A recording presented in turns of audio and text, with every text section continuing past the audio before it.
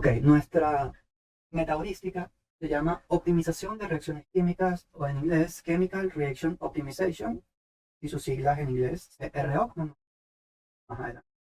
Básicamente están motivadas en las reacciones químicas, básicamente en un fenómeno que básicamente, ¿por qué ocurren las reacciones? Bueno, es básicamente porque las moléculas de algún modo perciben que cuando reaccionan van a estar mejor. Y eso no es tan esotérico, sino que las moléculas tienen energía potencial y básicamente ellas pueden de forma probabilística notar de alguna manera, sin entrar demasiado en detalle, que su energía potencial, su energía interna, cuando reaccionan disminuye. Es lo que llamaríamos que el cambio de energía para ellas es beneficiosa. ¿Cómo ocurren las reacciones en la química? Por colisiones según la teoría cinético-molecular, que es una parte fundamental de la termodinámica. Básicamente, dos moléculas se encuentran, colisionan, y la colisión tiene todo lo que necesita, la reacción ocurre, si no, pasan otras cosas. Y sobre eso es que está montada la metaheurística. Básicamente tiene varias operaciones basadas en eso. Empezamos por las colisiones efectivas entre dos moléculas, lo que llamaríamos una reacción de síntesis, que básicamente dos moléculas se encuentran, sus condiciones son tal que ellas se combinan en una nueva. Dejan de existir como moléculas separadas y forman una nueva. Y pueden ser de dos moléculas. En la naturaleza ocurren de tres moléculas, como en la ecuación química de abajo. NO más Cl2 produce NOCl, y falta un 2. NOCl, falta un 2. Básicamente, esa sería una reacción trimolecular, pero esos casos son muy, muy extraños en la naturaleza también. Por tanto, la metaheurística solamente considera las colisiones entre dos moléculas. Las colisiones unimoleculares, no es porque una sola pueda colisionar contra ella misma, no, sino que dos moléculas del mismo estilo, del mismo tipo, colisionan entre ellas y la colisión inicia la reacción. Y puede ser porque en el caso de el H2O2, que es agua oxigenada, la molécula es tan inestable que ella sola ya tiene la energía suficiente para romperse, en el caso del peróxido de hidrógeno, en agua y en oxígeno. Ese es un caso en el que de descomposición, en los términos que utiliza la metaheurística, em, sin que haya aporte de energía de ningún otro lado. Otros, como el caso del bromo, el bromo está como bromo 2, él es de color rojo, pero si uno lo deja a la intemperie, para que reciba luz, un frasco de vidrio transparente, no ámbar, absorbe luz y entonces la molécula se rompe en dos radicales bromo. Y justamente esto es una reacción también de descomposición, pero con participación del entorno, básicamente porque todas las reacciones en la química tienen una energía asociada, una energía que pueden liberar al ambiente, liberar al entorno, o que pueden absorberla del entorno para que la reacción ocurra. En el caso del agua oxigenada, la reacción ocurre liberando energía del entorno, y en el caso del bromo, la reacción necesita la energía del entorno, si no, no ocurre. Ese es uno. Y bueno, también cuando hay una colisión eh, que no es efectiva, como se denomina en la metaheurística, la colisión lo que hace es cambiar la forma de la molécula. También puede ser que la molécula colisione contra las paredes del reactor donde está ocurriendo, porque naturalmente esto no ocurre en el vacío, ocurre en un recipiente cerrado. Y justamente esa colisión permite que la molécula se reordene y cambie su energía, que es el mayor caso. Vemos aquí el lado derecho, esa es la acetona que todos conocemos, y ella siempre establece un equilibrio con esta otra forma que llamaríamos una forma enólica, pero que es mucho menos estable. Por lo tanto, la forma enólica, en el contexto de la metaheurística, y colisiona contra las paredes o colisiona contra otra de ella misma, se va a tender a transformar muy favorablemente hacia acetona. Hablemos de la implementación, empezando por el buffer, nuestro reactor químico, donde se tiene un sistema cerrado, por lo tanto, la energía se va a conservar. U igual a Q más W. Entonces, llamamos buffer de energía al espacio donde interactúan las moléculas. Actúa como un banco central de energía. Cuando las moléculas colisionan y liberan energía, estaba el buffer. Cuando una molécula necesita energía extra para realizar un cambio drástico, como romperse en dos, la toma prestada de este buffer. Mientras que tenemos Ahora, la molécula, que es la solución. La molécula es una solución factible a nuestro problema. Llamémosla omega. Para MATLAB, la estructura de la molécula es el arreglo de booleanos. Para la coloración de grafos, un arreglo de enteros con los colores. En TSP sería el orden de las ciudades. Pero en esta metaheurística, las moléculas son mutables en tres propiedades fundamentales que dictan su comportamiento y dependen también de omega. Tenemos energía potencial, U, es la función de evaluación. En química real, los sistemas siempre buscan su estado de menor energía potencial porque es el más estable. Por lo tanto, es justamente lo que se desea minimizar. Energía cinética, acá, la energía debida al movimiento y lo que permite a una molécula moverse por su entorno y colisionar para reaccionar. Y número de colisiones, num hits, es el tiempo de vida de la molécula. Cada vez que la molécula choca contra la pared del recipiente o contra otra molécula, este contador aumenta. Luego tenemos la regla para una reacción, que es que la suma de la energía potencial en N más la suma de la energía cinética en K más el buffer va a ser mayor o igual a la energía potencial en la siguiente, en N más 1. Y esto lo vamos a ver en los operadores, aquí representados en pseudocódigo, empezando por las colisiones inefectivas, que es un tipo de evento por el cual una molécula puede sufrir alguna transformación leve que cambie su energía. Esta transformación no necesariamente cambia la molécula, pero sí la energía. Entonces tenemos nuestra molécula, que recordemos es la solución, nuestra función de evaluación, coeficiente de colisiones y nuestro buffer.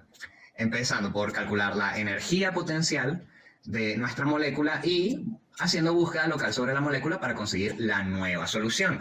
Esta es si la energía potencial más la energía cinética de la molécula son mayores o igual a la energía potencial de la nueva solución, o sea, N mayor o igual al N más 1, cumpliendo la regla de reacción. Si esto se cumple, cambiamos el buffer de manera adecuada, aumentando la energía que hay en el buffer, retornamos la solución nueva. En caso contrario, se retorna la solución que ya teníamos. La siguiente es descomposición. Una reacción de descomposición es aquella que sufre una molécula altamente inestable y necesariamente da como resultado dos moléculas producto cuya energía individual es tentativamente superior a la energía de las moléculas reactivo, pero necesariamente la energía neta de las moléculas producto es superior a la de la molécula reactivo. Entonces, vamos a tener dos moléculas a partir de descomponer nuestra solución, la que tenemos actualmente, nuestra M. Calculamos sus energías potenciales, sus energías totales, que sería la suma de la potencial más la cinética, y confirmamos si la energía, nada más la diferencia de energía, va a ser mayor o igual a 0. Repartimos mitad a cada una de las moléculas y regresamos el resultado.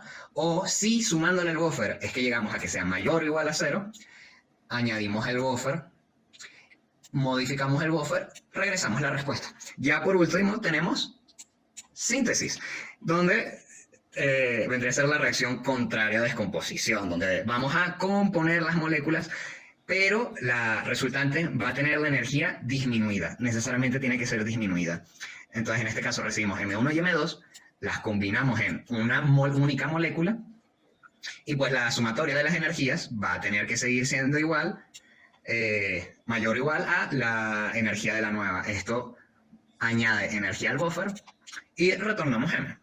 Ahora, la metaheurística se puede resumir en este pseudocódigo aquí presente. Se mantiene una colección de moléculas con una energía cinética inicial K0 y dada una tasa de pérdida de energía por colisión, que vendría a ser Q. Y mientras no se cumpla algún criterio de determinación, se pregunta si vamos por la vía unimolecular, que sería aquí. Y si es así, se verifica si se cumple el criterio de descomposición, que es el conteo de colisiones mayor a un umbral entonable, aquí presente. Y si no, la colisión es entonces inefectiva, entonces llamamos a colisiones inefectivas, else. Pero si sí se satisface el criterio, se elimina la molécula en favor de otras dos, ¿no? Descomponemos, separamos. Si no va por una vía unimolecular, quiere decir que hay que combinar dos moléculas. Síntesis, esta parte del pseudocódigo, para obtener una nueva y disminuir la colección de moléculas, donde finalmente vamos a retornar nuestra solución. Buen día, continuando lo que han expuesto mis compañeros, para entender la metaheurística que aplicamos en esta fase de proyecto, usaremos un ejemplo de un laboratorio de química. Vamos a resolver el problema de MATLAB utilizando optimización por reacción química, o CROPS. Imaginen que nuestras soluciones no son simples arreglos de bits, sino moléculas rebotando dentro de un reactor termodinámico. Ok, para arrancar nuestro reactor definimos las reglas de juego. Tenemos una tasa de pérdida de 20% cada vez que una molécula choca contra la pared. Y un buffer central que empiece en cero. Recuerden el dato del buffer, que es un punto más importante más adelante. Ok, aquí nace nuestra primera molécula. La llamaremos M1.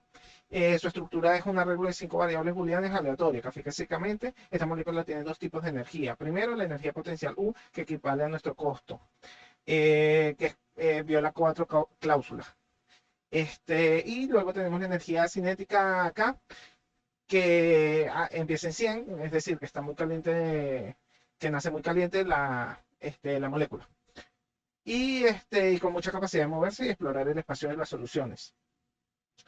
No tenemos estancamiento en los núcleos porque no ha chocado, o sea, tenemos el buffer también en cero, por lo tanto de que no ha chocado.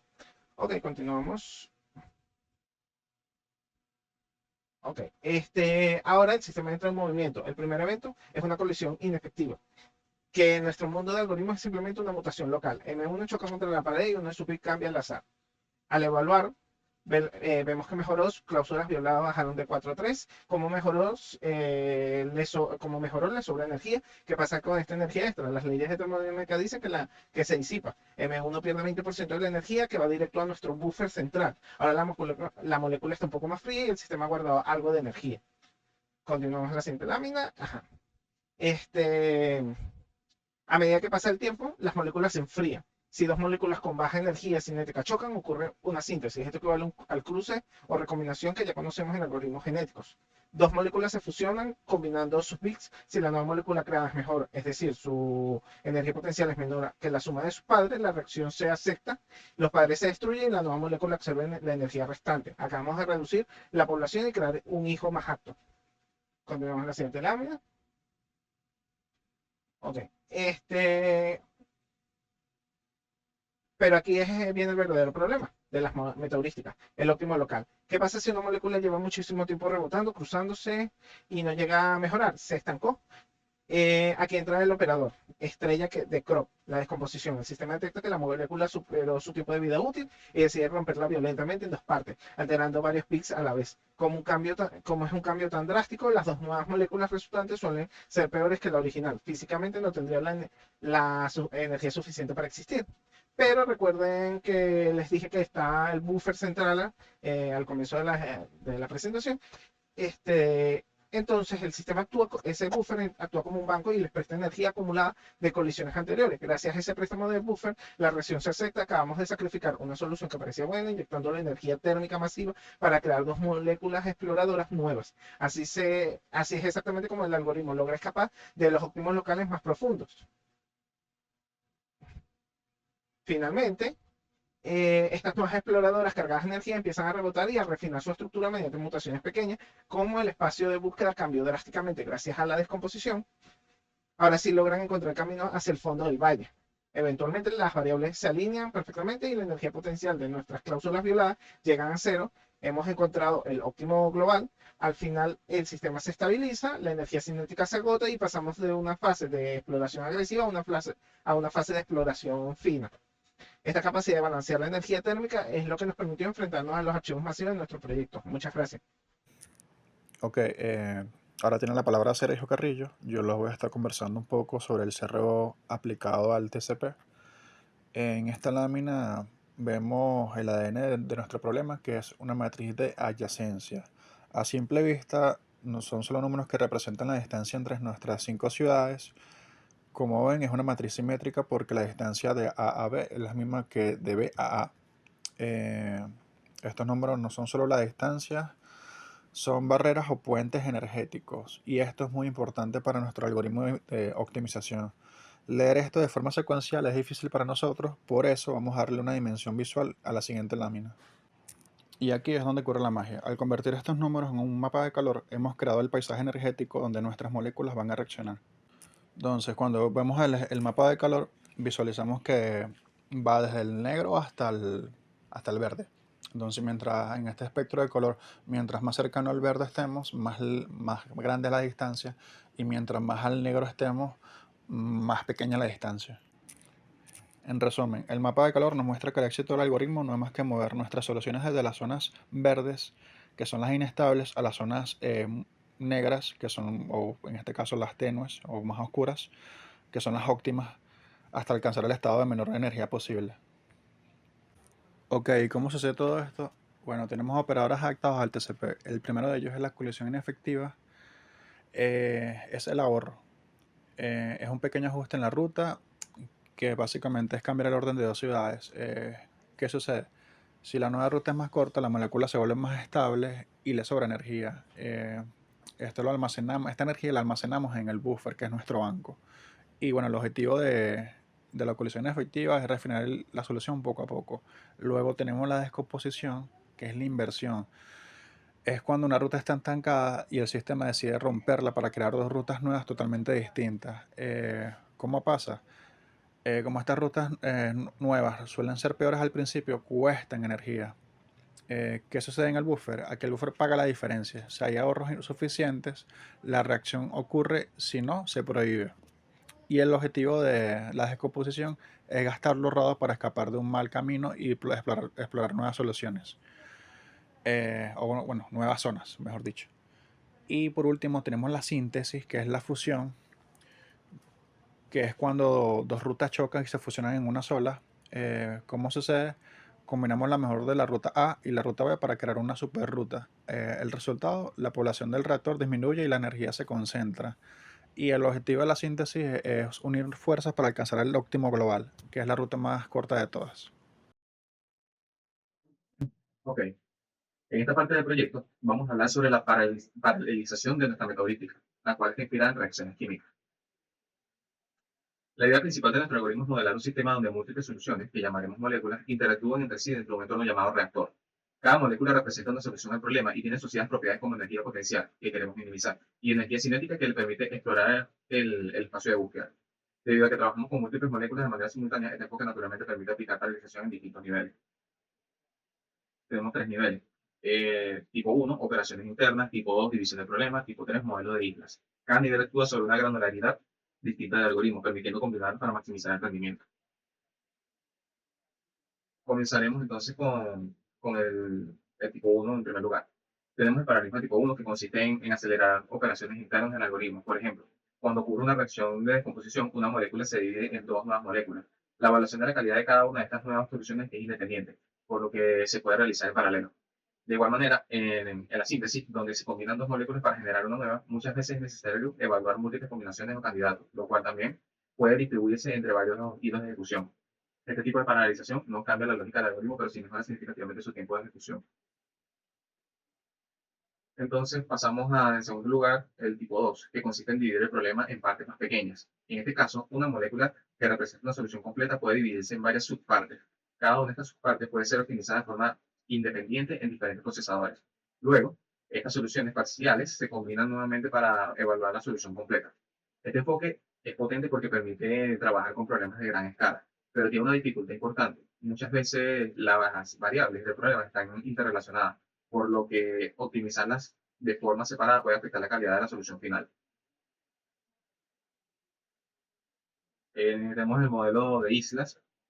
Este enfoque es el más potente: múltiples reactores independientes ejecutándose en paralelo, cada uno explorando una región distinta del espacio de búsqueda. En lugar de tener un solo conjunto de moléculas, dividimos la población en varios grupos independientes, donde cada grupo funciona como un reactor químico separado, con su propio conjunto de moléculas y su propio buffer de energía. Cada uno de estos reactores se ejecuta en paralelo y explora diferentes regiones del espacio de soluciones. Periódicamente, se permite el intercambio de moléculas entre estos grupos. Es un proceso conocido como migración. Esto permite compartir información útil entre las distintas poblaciones y evita que el algoritmo se estanque en óptimos locales. Este enfoque logra un buen balance entre exploración y explotación, y además es altamente escalable. Un detalle importante que debo resaltar o considerar es que cada reactor debe tener su propio buffer de energía. Si múltiples hilos intentan acceder y modificar un mismo buffer compartido, pueden ocurrir problemas de concurrencia, lo que afectaría la estabilidad y el rendimiento del algoritmo.